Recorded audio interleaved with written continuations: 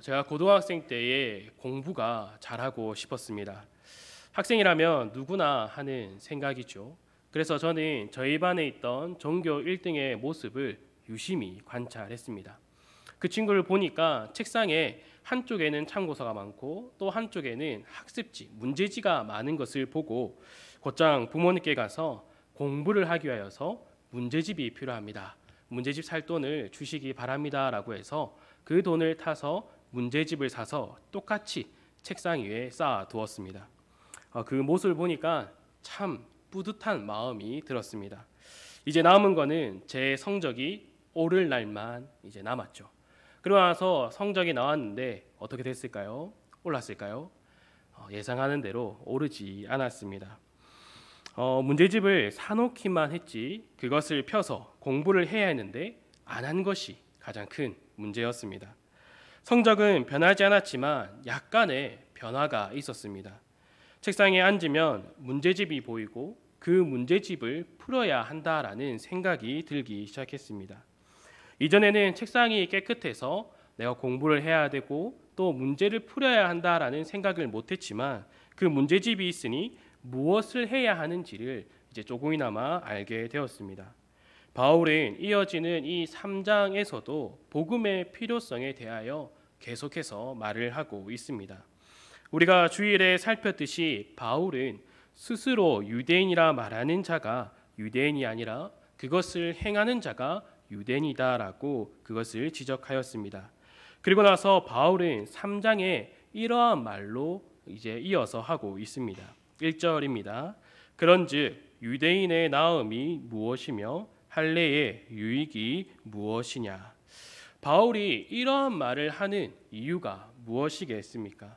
앞서 2장에서 바울은 그렇다면 유대인이 자랑하는 율법과 그리고 할례는 다 아무런 의미가 없느냐라는 질문을 받을 수 있기 때문입니다. 또 이 질문은 단순히 유대인들을 향하여서 이 질문들이 이어지는 것이 아니라 하나님께서 그 이스라엘을 택하시고 율법을 주시고 또 할례의 법을 주신 그 이유가 무엇이냐라는 질문으로 이어지기 때문입니다. 이에 바울은 2절에서 그 답을 말해주고 있습니다. 범사에 많으니 우선은 그들이 하나님의 말씀을 맡았음이니라. 아멘. 여기서 그들이 하나님의 말씀을 맡았다라는 것은 그들이 어떠한 자격이 있어서 하나님의 말씀을 맡아 놓았다라는 의미가 아니라 하나님께서 그들에게 하나님의 말씀을 맡겼다. 그들에게 하나님의 말씀이 맡겨졌다라는 의미를 가지고 있습니다. 하나님께서는 이스라엘 백성들을 택하시고 그들에게 율법을 주시고 또 할례를 행할 것을 명령하셨습니다. 율법과 할례를 행한다라고 해서 그들이 구원받는 것이 아니지만 율법과 할례는 그들에게 길을 인도해 주는 역할을 했습니다. 그 길은 회개의 길이며 구원을 기다리는 소망의 길이며 또 모든 사람은 죄인이며 그렇기에 구원을 스스로 이룰 수 없다라는 것을 알도록 하는 길로 인도하는 역할을 했다라는 것입니다.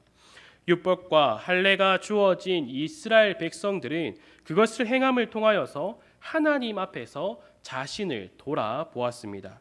그러나 율법과 할례가 주어지지 않은 그 이방인들은 그저 도덕, 윤리, 양심과 같은 것으로 자신의 행동만을 돌아볼 수 있었습니다. 바로 이러한 것에서 차이가 있다라는 것입니다. 우리 한번 신명기 8장을 한번 보도록 하겠습니다. 신명기 8장 1절에서 6절까지의 말씀을 함께 읽어보도록 하겠습니다. 시작. 내가 오늘 명하는 모든 명령을 너희는 지켜 행하라. 그리하면 너희가 살고 번성하고 여호와께서 너희의 조상들에게 맹세하신 땅에 들어가서 그것을 차지하리라. 내 하나님 여호와께서 이 40년 동안에 내게 광야 길을 걷게 하신 것을 기억하라. 이는 너를 낮추시며 너를 시험하사 내 마음이 어떠한지 그 명령을 지키는지 지키지 않는지 알려 하심이라. 너를 낮추시며 너를 줄이게 하시며 또 너도 알지 못하며 내 조상들도 알지 못하던 만나를 내게 먹이신 것은 사람이 떡으로만 사는 것이 아니요 여호와의 입에서 나오는 모든 말씀으로 사는 줄을 내가 알게 하려 하심이니라. 이 40년 동안에 내 의복이 헤어지지 아니하였고 내 발이 부르트지 아니하였느니라. 너는 사람이 그 아들을 징계함 같이 내 하나님 여호와께서 너를 징계하시는 줄 마음에 생각하고 내 하나님 여호와의 명령을 지켜 그의 길을 따라가며 그를 경외할지니라. 아멘. 모세는 이스라엘 백성들에게 하나님께서 광야에서 40년 동안의 그 길을 걷게 하신 것을 기억하라라는 그 말을 전하고 있습니다. 이스라엘 백성들이 40년 동안 이 광야 생활을 한 이유가 무엇이었습니까? 하나님께서 약속하신 가나안 땅 앞에서 하나님 말씀대로 12 정탐꾼을 보냅니다. 그들이 40일 동안 정탐을 하고 돌아와서 하는 말이 무엇이었습니까? 가나안 땅은 하나님 말씀대로 젖과 꿀이 흐르는 땅이었습니다. 하지만 여호수아와 갈렙을 제외하고 나서는 그 10사람이 가나안에 있는 족속들 앞에는 이스라엘이 메뚜기와 같다라고 합니다. 그래서 우리는 그 땅에 들어가지 못할 거다라고 말을 하죠. 그러니 이스라엘 백성이 10명의 말을 더 따르기 시작합니다. 그래서 하나님의 말씀대로 가나안 땅에 들어가는 것이 아닌 하나님의 말씀을 거역하는 모습을 보이고 있습니다. 이에 그들은 광야에서 40년의 세월을 보내게 됩니다. 하나님은 이 광야 40년의 세월을 통하여서 무엇을 하고자 하신 것입니까? 우리가 앞서 2절에서 보았듯이 너를 낮추시며 너를 시험하사 내 마음이 어떠한지 그 명령을 지키는지 지키지 않는지 알려 하심이라. 바로 이것을 그들에게 알게 하려 했던 것입니다. 하나님께서 그들에게 먹을 것을 주셨습니다. 그들에게 이제 불기둥과 구름기둥으로 보호하고 그들의 길을 인도하셨습니다. 그들의 대적들이 있을 때에는 그들의 대적들에게도 지켜주시고 또 그 대적들을 능히 이길 수 있는 능력까지도 주십니다. 또 그들의 옷이 해지지 않고 발이 부르트는 일도 없다라는 것이죠. 그러나 그들은 어떤 모습을 보입니까? 하나님께서 그들을 보호하시고 늘 인도하시고 늘 은혜를 베풀어 주시고 늘 그들과 함께 하신다라고 말씀해 주십니다. 또 그들은 늘 눈을 뜨나 감으나 하나님께서 자신들과 함께 하신다라는 것을 그 광야 40년 세월 동안 늘 보게 됩니다. 그러나 그들은 어떻습니까? 먹을 것이 해결되었다라고 해서 입을 것이 해결되었다라고 해서 안전의 문제가 해결된다라고 해서 하나님의 말씀에 순종하는 것이 아니다라는 모습을 끝까지 보여줍니다. 즉 믿음의 삶이다라는 것은 단지 우리가 삶을 살아갈 때에 먹을 것에 대한 문제, 입을 것에 대한 문제, 또 여러 문제들이 사라지는 것을 바라는 것이 믿음의 삶이 아니라 이스라엘 백성들은 이 광야 40년 세월을 통하여서 사람은 죄밖에 지을 수 없고 구원을 스스로 이룰 수 없다라는 것을 깨닫게 된다라는 것입니다. 그리고 와서 하나님께서는 오직 여호와의 입에서 나오는 모든 말씀으로 산다는 것이 무엇인가를 그들의 삶을 통하여서 깨닫게 해 주신다라는 것입니다. 그래서 하나님께서는 계속해서 이스라엘 백성들을 향하여서 하나님의 그 명령을 지켜서 그의 길을 따르고 그를 경외할 것을 계속해서 명령하고 계십니다. 이러한 모든 것들을 통하여서 신명기 4장 39절에서는 이렇게 말합니다. 그런즉 너는 오늘 위로 하늘에나 아래로 땅에 오직 여호와는 하나님이시요 다른 신이 없는 줄을 알아 명심하고. 이스라엘 백성들이 자신에게 주어진 율법과 또 할례, 하나님의 말씀을 통하여서 하나님만을 의지하는 자들로 살아가야 했습니다. 그러나 우리가 알고 있듯이 이스라엘 백성들이 늘 하나님을 의지하며 살아갑니까? 그러지 못한 삶을 살아갑니다. 그래서 그들은 하나님의 벌을 받게 됩니다. 또 이러한 과정을 통하여서 이스라엘 백성들이 계속해서 깊이 깨닫는 것이 있습니다. 바로 우리는 죄인이다라는 것입니다. 다니엘 9장에 나오는 다니엘의 기도를 한번 보시기 바랍니다. 3절부터 제가 한번 읽어드리도록 하겠습니다.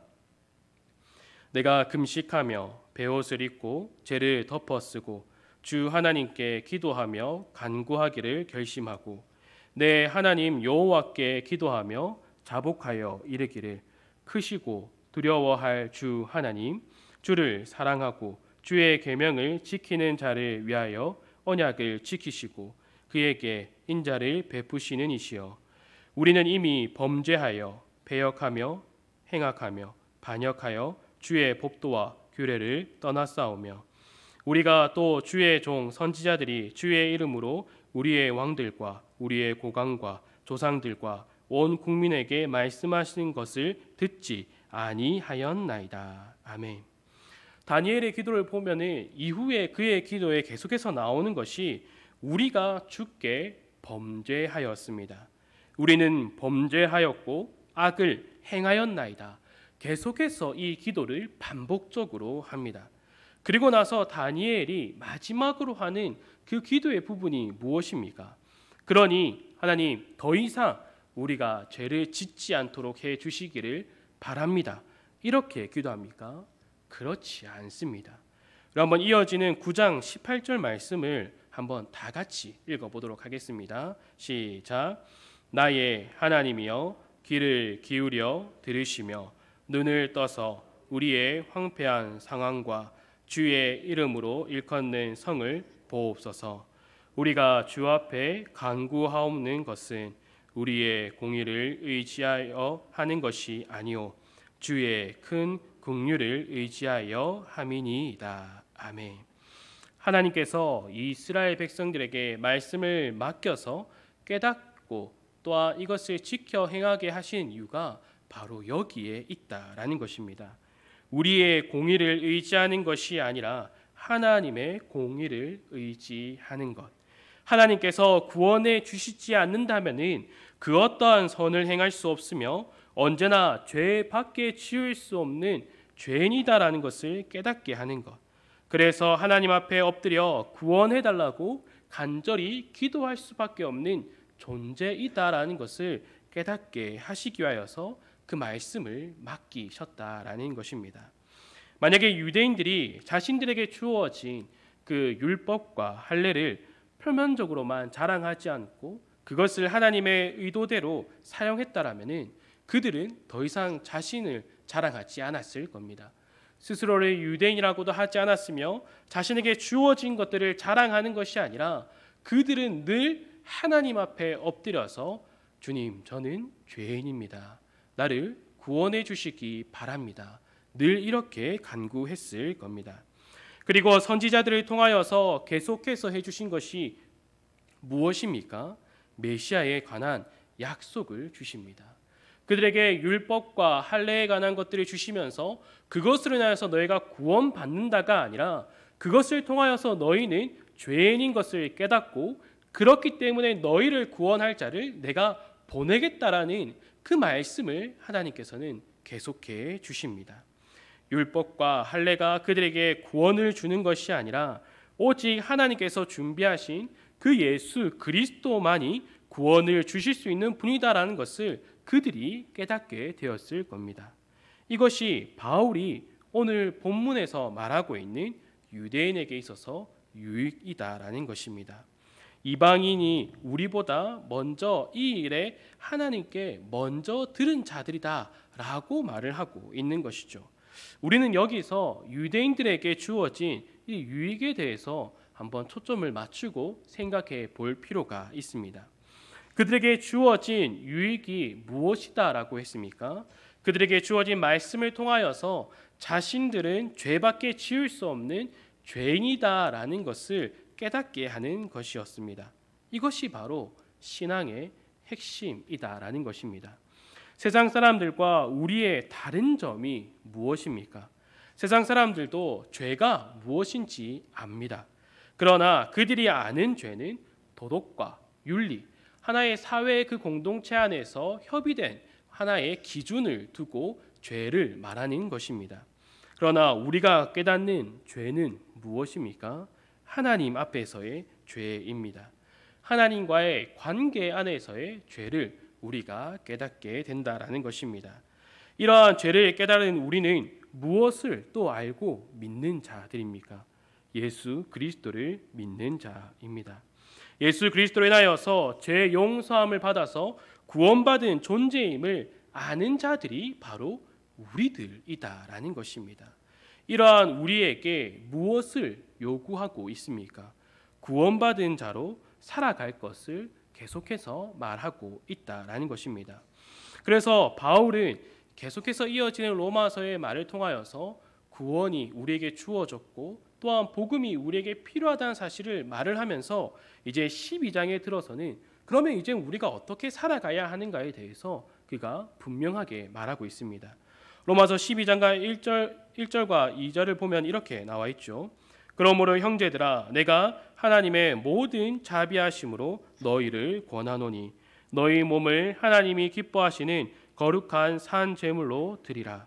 이는 너희가 드릴 영적 예배니라.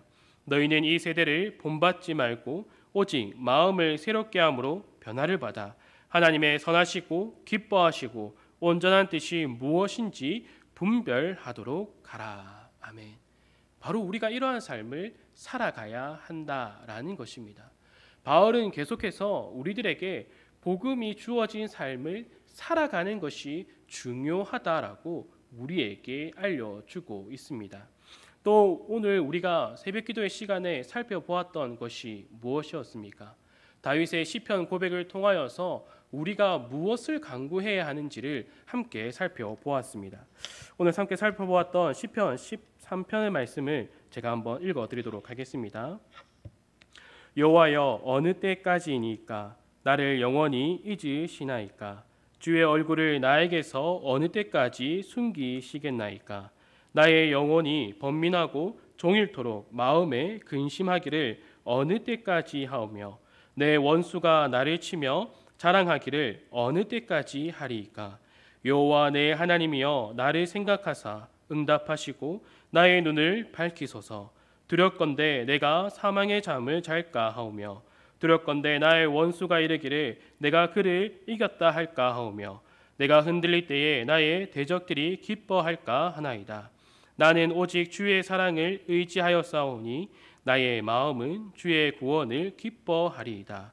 내가 여호와를 찬송하리니 이는 주께서 내게 은덕을 베푸심이로다. 아멘. 여기서 우리가 살펴보았던 것의 핵심이 무엇이었습니까? 다윗은 여전히 믿음의 삶을 살아가고 있지만 그의 삶 속에서는 여러 가지 상황의 어려움이 다가온다라는 것입니다. 그 주변에서 여전히 자신을 공격을 하고 자신에 대해서 좋지 않은 말을 하고 또한 여러 가지 아첨의 말로 인하여서 그가 다른 상황, 정말 난처한 상황 가운데에 빠질 때에 그는 그 모든 상황들이 힘든 것보다 하나님께서 자신의 기도를 들으시지 않고 또 응답해 주시지 않는 그 상황이 가장 힘들다라고 고백을 하고 있다라는 것입니다. 그래서 바울은 이 시편 13편 1절에서 원망의 말을 토로하고 있습니다. 그러나 이후에 그가 3절에서 무엇이라 고백합니까? 나의 눈을 밝히소서. 이렇게 지금 그가 구하고 있다라는 것입니다. 하나님께서는 그의 눈을 밝혀 주십니다. 그러나서 그가 본 것이 무엇이었습니까? 5절에 나는 오직 주의 사랑을 의지하였사오니 나의 마음은 주의 구원을 기뻐하리이다. 여기서 나는 오직 주의 사랑을 의지하였사오니 여기서 생략된 단어가 있다라고 했습니다. 무엇이 생략됐다고 했습니까? 변함없는 이었습니다. 나는 오직 변함없는 주의 사랑을 의지합니다. 입니다. 무엇이 변했습니까? 다윗의 마음이 변했던 것입니다. 하나님의 그 사랑은 늘 변함없이 그 자리에서 다윗을 향하고 있었지만 다윗의 눈이 어두워져서 하나님의 그 사랑을 보지 못하고 있는 것만 변했다라는 것입니다. 이후로 그는 눈이 밝아져서 그가 바라본 것은 변함없이 자신을 향하고 있는 그 하나님의 은혜와 사랑에 눈을 뜨고 다시금 하나님께 감사와 찬양을 드리고 있다라는 것입니다. 우리도 마찬가지입니다. 우리가 신앙생활을 할 때에 우리가 죄인인 것을 깨닫습니다. 또한 우리에게 죄에서 벗어나기 위해서는 예수 그리스도가 필요하며 또한 예수 그리스도로 인하여서 우리가 구원받은 자라는 사실을 깨닫게 됩니다. 하지만 신앙생활을 할 때에 어떻습니까? 이 사실을 잊어버릴 때가 있습니다. 예수 그리스도를 바라보는 것이 아니라 나를 바라볼 때가 있습니다. 내가 누리는 이 신앙이 내가 어떠한 일들을 해서 나에게 어떠한 자랑거리가 있고 나에게 어떠한 자격이 있기 때문에 그것을 더 자랑하는 나의 모습이 보일 때가 있습니다. 하지만 오늘 본문을 통하여서 바울이 말하고 있는 것이 무엇입니까? 하나님께서 왜 유대인들에게 그 이스라엘 백성들에게 율법을 주시고 할례의 법을 명하신 그 이유가 무엇이냐? 너희는 그것을 생각하라입니다.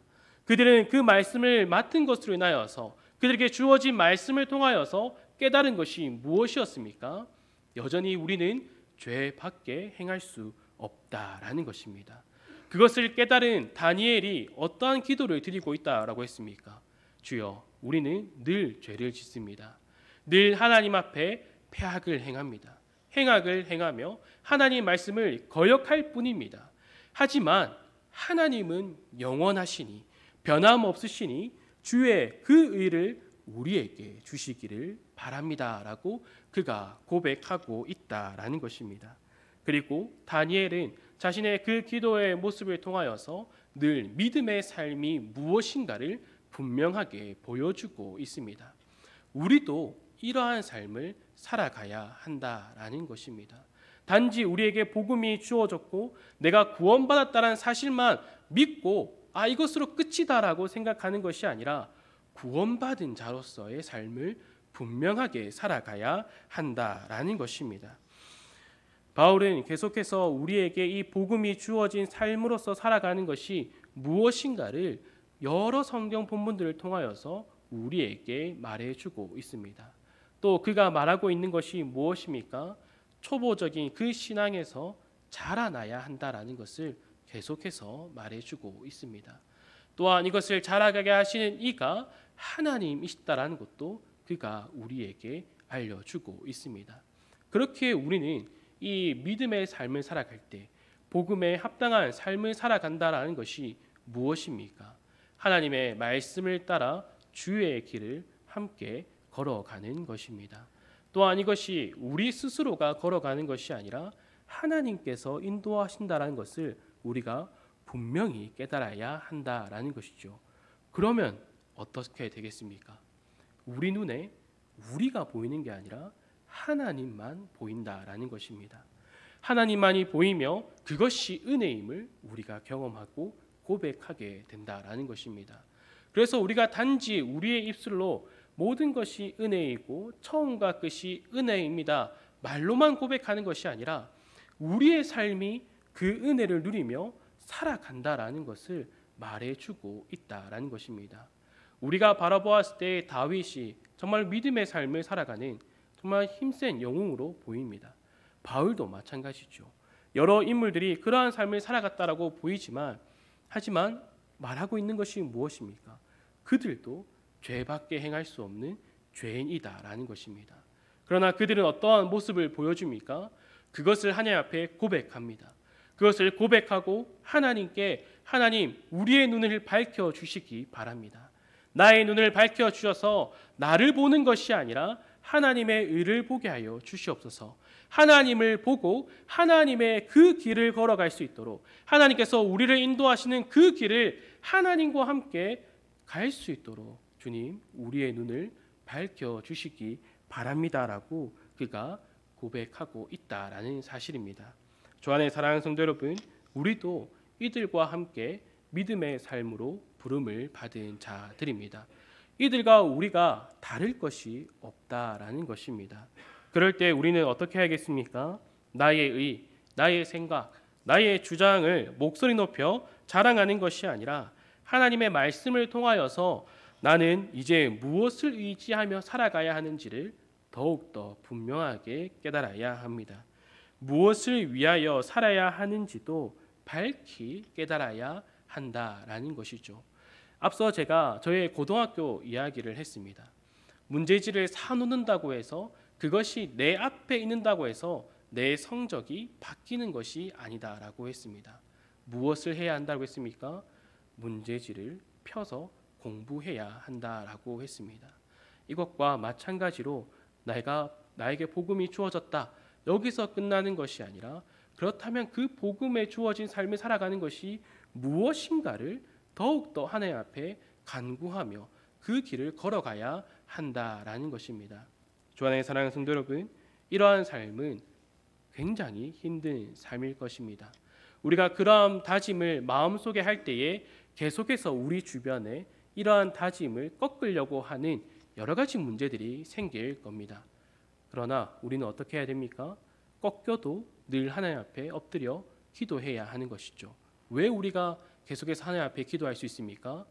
그 내 다짐으로는 그 길을 걸어갈 수 없다라는 것을 깨닫게 되기 때문입니다.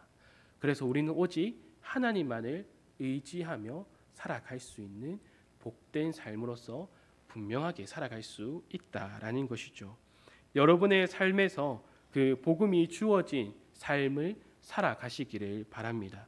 그럴 때에 이 세상의 빛과 소금으로 살아가는 것이 무엇인지를 깨닫게 된다라는 것입니다. 언제나 이것을 기억하면서 나에게 주어진 복음을 더욱더 분명히 깨닫고 복음에 합당한 삶을 하나님의 은혜로 살아가는 우리 모든 성도들이 되기를 간절히 소망합니다. 함께 기도하도록 하겠습니다.